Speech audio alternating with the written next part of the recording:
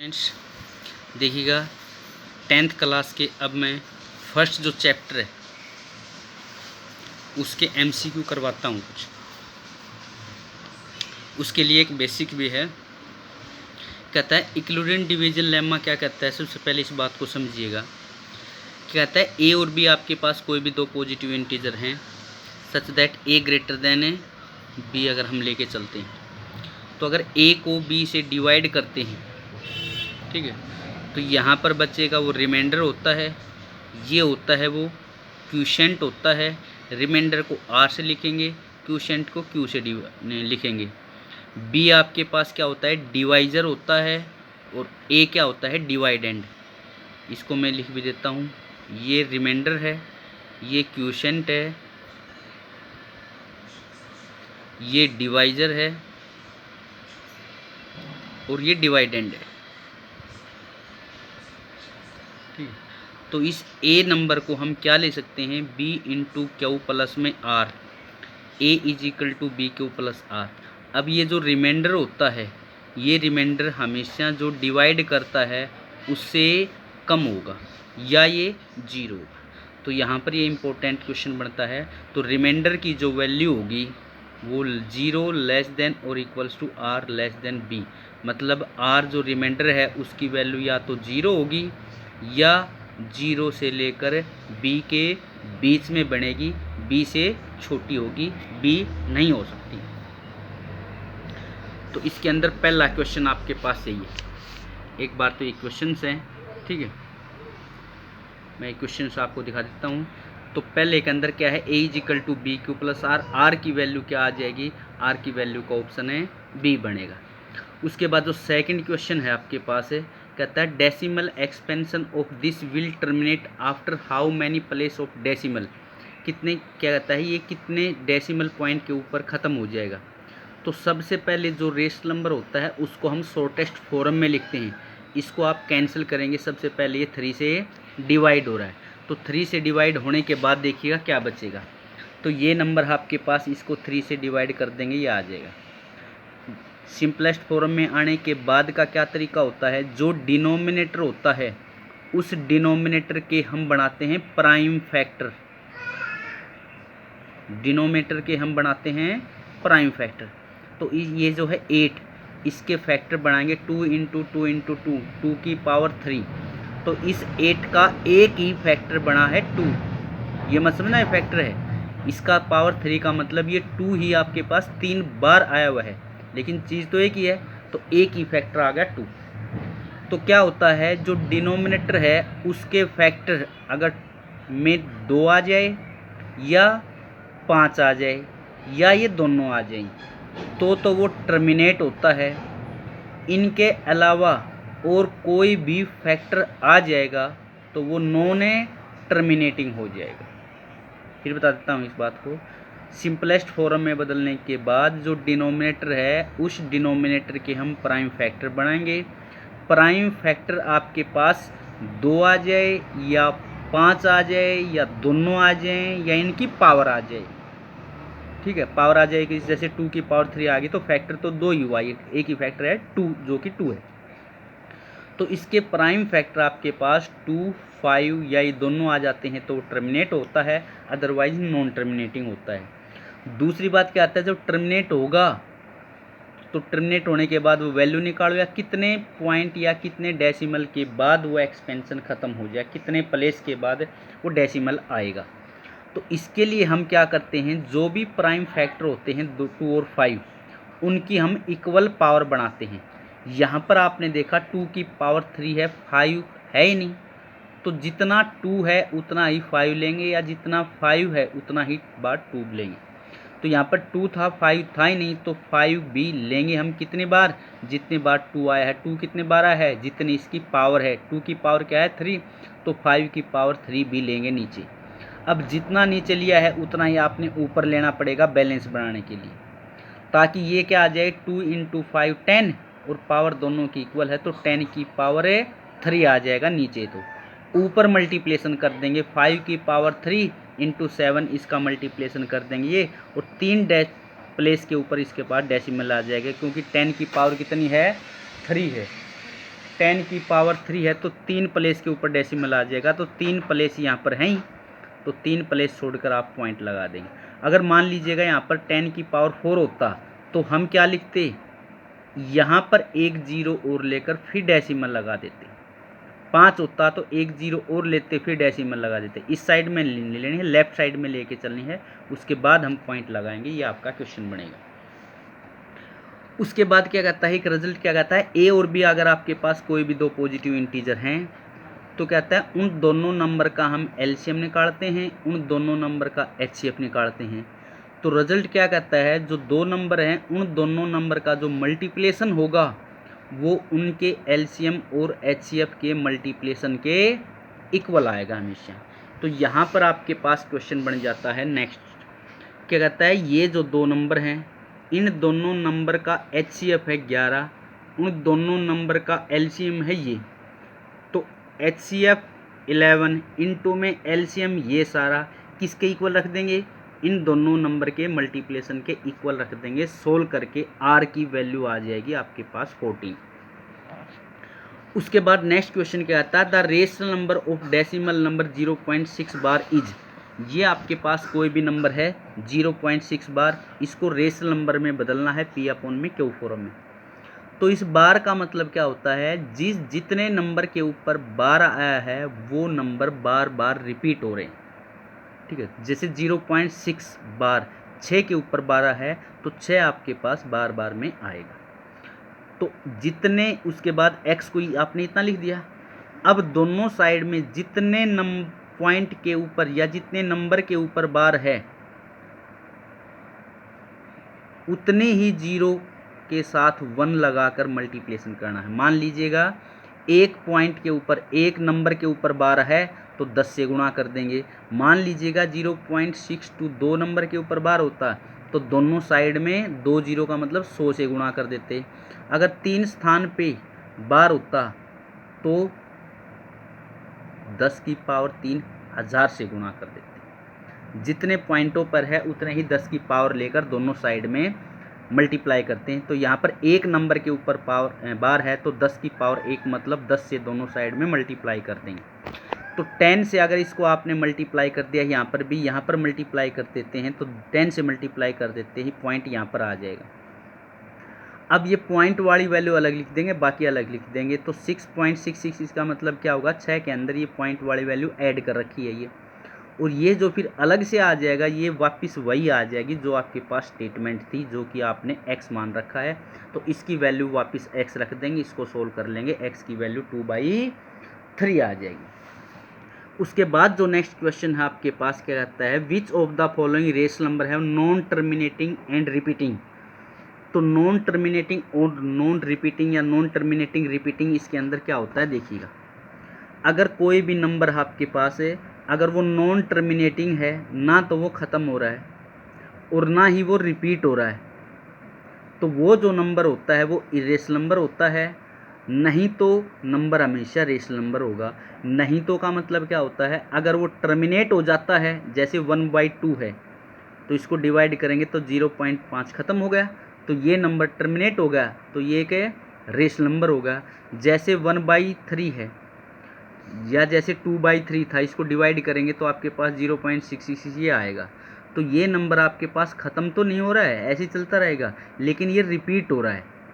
तो या तो नंबर ख़त्म हो जाए, टर्मिनेट हो जाए तो रेशनल नंबर होगा। अगर ख़त्म नहीं हो रहा है तो रिपीट होना चाहिए, तो वो नंबर रेशनल नंबर होगा। अगर इनमें से कोई भी काम है, मतलब ना तो ख़त्म हो रहा है, डिवाइड पूरा नहीं हो रहा है, और बार बार भी नहीं आ रहा है, रिपीट भी नहीं हो रहा है, तो ऐसे नंबर्स क्या बोले जाएंगे, इरेशनल नंबर बोले जाएंगे। तो यहाँ पर आपके पास क्वेश्चन है, which of the rational number है नॉन टर्मिनेटिंग रिपीटिंग, मतलब है ना तो वो टर्मिनेट होना चाहिए और ना ही रिपीट होना चाहिए। अब थोड़ी देर पहले बताया था आपके पास ये, जैसे कि आपके पास डिनोमिनेटर के फैक्टर बनाएंगे, अगर डिनोमिनेटर के फैक्टर 2 और 5 आ जाते हैं या दोनों आ जाते हैं तो वो टर्मिनेट होगा। इनके अलावा और कोई फैक्टर आ जाएगा तो वो टर्मिनेट नहीं होगा। तो आपने क्वेश्चंस को सिंपलेस्ट फॉर्म में बनाने के बाद डिनोमिनेटर के टुकड़े बनाकर देखेंगे, फैक्टर बना के देखेंगे। अगर वो फैक्टर आपके पास टर्मिनेट हो जाता है, फैक्टर आपके पास है 2 और 5 आ जाता है या ये दोनों आ जाते हैं, यानी में से कोई भी एक आ जाता है तो टर्मिनेट हो जाएगा, अदरवाइज फैक्टर 3 आ गया, 7 आ गया, ठीक है, तो हम क्या कह देंगे, नॉन टर्मिनेटिंग। उसके बाद नेक्स्ट क्वेश्चन कहता है which of the following is rational, इनमें से कौन सा रेशनल नंबर है। तो आपके पास देखिएगा 4 का रूट कंप्लीट आ जाएगा 2, 9 का रूट ये भी कंप्लीट आ जाएगा 3, तो ये 2 + 3 एक्चुअल में ये 5 है। बाकी किसी का स्क्वायर रूट कंप्लीट नहीं आएगा, यहाँ पर तो ये आ जाएगा लेकिन इसका कंप्लीट नहीं आएगा। रूट 6 इरेशनल नंबर है और रूट 9 रेशनल नंबर है, क्योंकि रूट 9 तो 3 आ जाएगा लेकिन ये पूरा नहीं आएगा। तो ये आपके पास इरेशनल है, ये भी इरेशनल है, ये भी इरेशनल है, यहाँ पर ये भी इरेशनल, ये भी इरेशनल, दोनों रेशनल नंबर हैं। फिर ये आपके पास फिर वही क्वेश्चन है A = BQ + R, R के ऊपर कंडीशन बतानी है। नेक्स्ट क्वेश्चन क्या आता है, इन दोनों का एलसीएम लेना है, ठीक है, इन दोनों नंबर का एलसीएम का नाम D है तो आपने एलसीएम बताना है। उसके बाद क्या आता है, for some integer A even integer, even क्या होता है, जो नंबर 2 से डिवाइड हो जाता है उस नंबर को हमें इवन नंबर बोलते हैं। तो ये नंबर 2 से डिवाइड होगा क्योंकि 2 इसके मल्टीप्लिकेशन में आ गया, तो ये नंबर इवन होगा। उसके बाद आपके पास देखिएगा जो नेक्स्ट क्वेश्चन है इसके अंदर 12 है तो इसका मतलब रिपीट हो रहा है, रिपीट हो रहा है तो आपके पास ये एक रेशनल नंबर होगा। उसके बाद कौन सा रेशनल नंबर होगा, आपके पास देखिएगा रेशनल नंबर क्या होता है, जैसे ये जो नंबर है ये आपके पास रिपीट हो रहा है, रिपीट हो रहा है तो रेशनल नंबर होगा। इसकी पावर खोल लेंगे तो ये रेशनल नंबर नहीं होगा। ये नॉन टर्मिनेटिंग, नॉन रिपीट, ये रिपीट नहीं हो रहा है, देखिए 1 2 3 उसके बाद 2 बीच में आ गया। ऐसे ये स्क्वायर रूट में है, मल्टीप्लिकेशन करेंगे तो स्क्वायर रूट रह ही जाएगा, तो ये नंबर भी आपके पास क्या होगा, इरेशनल नंबर आ जाएगा। ये सारे के सारे क्वेश्चंस आपके पास देखिएगा, आपने इन सभी को क्वेश्चंस को देखते जाओ और कॉपी के अंदर इनको आपने सोल्व करना है। ये सारी स्टेटमेंट हैं इसके अंदर। उसके बाद जो नेक्स्ट क्वेश्चन होगा देखिए, फिर वही आपके पास A = BQ + R है तो कौन सा इसके अंदर ट्रू होगा, A B से छोटा है। जब A B से छोटा है तो डिवाइड नहीं होगा। अगर आपने 2 से मान लो 5 से 4 को डिवाइड करेंगे तो सबसे पहले यहाँ पर पॉइंट कर लग कर यहाँ पर क्या आता है, 0 आता है, तो Q की वैल्यू क्या आ जाएगी, 0 आ जाएगी। उसके बाद n² - 1 हमेशा किससे डिवाइड होगा, 8 से डिवाइड होगा। अगर n की वैल्यू ओड है, यहाँ पर वैल्यू पुट करके देखना, 1 रख देखते हैं, 3 रखते हैं, 5 रखते हैं, 7 रखते हैं, तो वो नंबर 8 से डिवाइड होगा, अदरवाइज नहीं होगा। उसके बाद ये नंबर है आपके पास देखिएगा, इनका एलसीएम और एचसीएफ निकालना है। एक नंबर ये है, दूसरा नंबर ये है, तो इनका एचसीएफ क्या मतलब कॉमन, कॉमन देखिएगा, यहाँ पर x की पावर 5 है, यहाँ x की पावर 2 है तो x की पावर 2 कॉमन आ गया। यहाँ पर y की पावर 2 है, यहाँ पर y की पावर 3 है तो यहाँ पर भी y की पावर 2 कॉमन आ गया, तो इनका एचसीएफ आ गया ये। एलसीएम का मतलब हाईएस्ट पावर ले लेंगे, x की हाईएस्ट पावर कितनी है, 5 है वो है, y की हाईएस्ट पावर कितनी है, 3 है वो है, तो ये आ जाएगा इनका एलसीएम और ये आ जाएगा इनका एचसीएफ। उसके बाद द प्रोडक्ट ऑफ ये रिजल्ट है क्या है, लगातार कोई भी 2 नंबर है तो लगातार 2 नंबर हैं वो हमेशा 2 से डिवाइड ज़रूर होगा, क्योंकि कॉन्जुगेटिव इंटीजर्स का मतलब लगातार इंटीजर होना चाहिए। अब जब 2 नंबर आप लगातार लेके चलेंगे, जैसे 9 10 ले लिया, 15 16 ले लिया, 20 21 ले लिया, 25 26 ले लिया, 100 101 ले लिया, तो जो लगातार 2 नंबर लेंगे उनके अंदर एक नंबर ओड आएगा और एक नंबर इवन आएगा हमेशा। तो जो इवन नंबर है वो 2 से डिवाइड हो जाएगा। तो दो लगातार 2 इंटीजर्स का जो मल्टीप्लिकेशन है वो 2 से डिवाइड होता है, और लगातार 3 2 की जगह 3 कॉन्जुगेटिव इंटीजर कह देता तो वो 6 से डिवाइड हो जाता, नोट कर लेना। उसके बाद क्या कहता है, ये कितने पे टर्मिनेट होगा, जितनी हाईएस्ट पावर होती है, भाई 2 और 5 फैक्टर हैं तो ये टर्मिनेट होगा, और कितने पॉइंट पर होगा, कितने डेसिमल पे टर्मिनेट होगा, तो 2 की पावर 4 5 की पावर 3, इनमें से जिसकी हाईएस्ट पावर होती है, हाईएस्ट पावर कितनी है 4, तो हाईएस्ट जिस पावर होगी उतने डेसिमल के ऊपर ये टर्मिनेट हो जाएगा। इसको आपने 2 की पावर 4 बनाना है, 5 की पावर 4 बनाना है, ये आपको बता दिया। ये मान ले 5 की पावर 7 होती, 2 की पावर 4 होती, तो हाईएस्ट पावर 7 होती ना, तो 7 पॉइंट पे डेसिमल एक्सपेंशन हो जाता। ऐसे ही ये नेक्स्ट क्वेश्चन है, decimal expansion of the rational number आपने निकालना है, टर्मिनेट होगा या नहीं होगा। उसके बाद इनका HCF निकालना है, और जो HCF होगा 22, 16, 36, 42 जिससे भाग होगा उसी के अंदर नंबर ऑफ सेक्शंस आ जाएंगे, 16 इसका आंसर आ जाएगा। उसके बाद आपके पास क्या आता है, which of the following irrational number, ये आपको पता है, ये टर्मिनेट है, ये टर्मिनेट है, ये दोनों नॉन टर्मिनेटिंग है, लेकिन इसके अंदर आपके पास 371, 371, 371 ये रिपीटिंग है, और ये भी नॉन टर्मिनेटिंग है, ये भी नॉन टर्मिनेटिंग है, लेकिन ये रिपीटिंग है, ये नॉन रिपीटिंग है। तो नॉन टर्मिनेटिंग और नॉन रिपीटिंग होता है वो आपके पास है इरेशनल नंबर आ जाएगा। उसके बाद क्या आता है, P और Q दो प्राइम नंबर हैं, तो उनका एलसीएम प्राइम नंबर है, तो उसके अंदर कुछ भी कॉमन नहीं है। जैसे 2 और 3 हो गया, 7 और 5 हो गया, ये प्राइम नंबर हैं, तो उनका एलसीएम क्या होगा, जैसे 5 और 7 का एलसीएम क्या आएगा, 35 आ जाएगा, क्योंकि उसके अंदर कुछ कॉमन है नहीं। तो अगर कोई भी दो नंबर के अंदर कुछ भी कॉमन नहीं है, मतलब प्राइम नंबर हैं, तो उनका एलसीएम उन दोनों का मल्टीप्लिकेशन के इक्वल आएगा।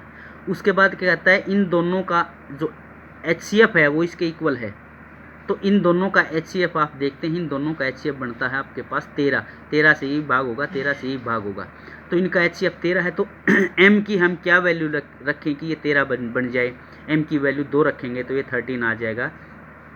तो उसके बाद क्या कहता है, ये कहता है largest number which divides this and this leaving remainder 8 और 5 रेस्पेक्टिवली, कहता है वो सबसे बड़ा नंबर बताओ जिससे इसको भाग दें, मान ले x है, x से 125 को भाग दें तो शेष 8 बचा है, और उसी x से 70 को भाग दें तो शेष 5 बचा है। तो x से किसी नंबर से 125 को भाग दें और रिमाइंडर 8 बचता है, तो अगर इसमें से 8 घटा देंगे तो रिमाइंडर नहीं बचेगा, रिमाइंडर 0 आ जाएगा, पूरा भाग हो जाएगा।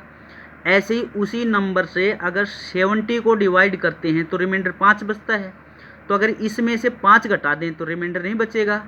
तो अगर इसमें से 8 घटा दें और इसमें से 5 घटा दें तो रिमाइंडर कुछ भी नहीं बचेगा। तो इसका मतलब है इसमें से 8 घटाने पर और इसके में से 5 घटाने पर वो जो दो नंबर आएंगे उनके अंदर कोई ना कोई कॉमन ज़रूर आएगा, देखिएगा। तो इसमें से हमने 8 घटा दिया 117 आ गया, इसमें से 5 घटा दिया 65 आ गया। तो एक ऐसा नंबर बताओ जो जिससे आपके पास यही पूरा भाग हो जाए और जिससे ये भी पूरा भाग हो जाए। पूरा भाग होने का मतलब कंप्लीट डिवाइड होने का मतलब इनका HCF निकालना है। तो 117 और 65 का HCF निकालेंगे जो कि क्या आ जाएगा, 13 आ जाएगा। अब क्या कहता है, कोई भी अगर इरेशनल नंबर है तो उसके रेसिप्रोकल है वो नंबर भी इरेशनल नंबर ही रहेगा, कोई फर्क नहीं पड़ेगा। रेसिप्रोकल मतलब पलटने से इरेशनल नंबर पे कोई फर्क नहीं पड़ेगा। जैसे √2 है इरेशनल नंबर है, 1/में √2 है वो भी इरेशनल नंबर ही रहेगा, कोई फर्क नहीं पड़ने वाला। उसके बाद क्या आता है, अगर A और B आपके पास को प्राइम है, को प्राइम का मतलब A और B के अंदर एक भी एलिमेंट कॉमन नहीं है, जैसे 2 और 3 हो गया, तो उनका स्क्वायर करेंगे तो उनके अंदर भी कुछ भी कॉमन नहीं आएगा। तो A और B अगर को प्राइम है तो A स्क्वायर और B स्क्वायर भी को प्राइम ही रहेंगे। जैसे A की वैल्यू 5 है, B की वैल्यू 7 है, इनके अंदर कुछ भी कॉमन नहीं है, तो 5 का स्क्वायर 25 और 7 का स्क्वायर 49, 25 और 49 में भी कुछ भी कॉमन नहीं आएगा। ये क्वेश्चन हम पहले करवा चुके हैं। लगातार 3 का मल्टीप्लिकेशन है वो 6 से भाग हो जाएगा, इसके आपने प्राइम फैक्टर बनाने हैं। उसके बाद जो नेक्स्ट क्वेश्चन है आपके पास, ये दोनों मैं अभी करवा देता हूँ। तो ये जो नेक्स्ट क्वेश्चन है इसका आपने मल्टीप्लिकेशन करना है, तो इनका मल्टीप्लिकेशन करते हैं तो इसकी भी पावर इसकी भी पूरे की पावर इकट्ठी कर लेंगे, इनका मल्टीप्लिकेशन करेंगे। इनका मल्टीप्लिकेशन का फॉर्मूला आएगा A + B × A - B, A square minus B square का फॉर्मूला लगाते हैं तो A का स्क्वायर ये आ जाएगा, माइनस में B का स्क्वायर ये आ जाएगा, पावर 10 - 1 की पावर 10 1 आ गया, जो कि एक रेशनल नंबर हो गया। उसके बाद क्या आता है, A और B आपके पास कोई भी दो पॉजिटिव इंटीजर हैं, A B से बड़ा है, ठीक है, लेकिन क्या कहता है B आपके पास क्या होना चाहिए, A का फैक्टर होना चाहिए। मान लीजिएगा A मैंने 12 ले लिया, तो कहता है जो B होगा वो इसके फैक्टर में से आना चाहिए। तो इसके फैक्टर 12 के फैक्टर क्या आएंगे, 1 2 3 4 6 और 12। तो ये जो B आएगा, जब A आपके पास 12 है, B या तो ये होगा या ये होगा या ये होगा या ये होगा या ये होगा या ये होगा, ठीक है। तो फिर उसके बाद क्या आता है, इस ए और इस बी के अंदर कॉमन क्या आएगा, HCF निकालना है, कॉमन तो यही आएगा क्योंकि ये जो नंबर है इसमें से ही लिया गया है, तो यही कॉमन आएगा, यही इनका क्या हो जाएगा, HCF हो जाएगा। ये आपके पास क्वेश्चन नंबर 29 है, ठीक है। और ये इन सभी के आपके पास आंसर हैं जो कि मैंने बता भी दिए थे, लेकिन आपने इनको सोल्व भी करना है। फिर भी कोई प्रॉब्लम आए तो पूछ लेना भाई। Thank you.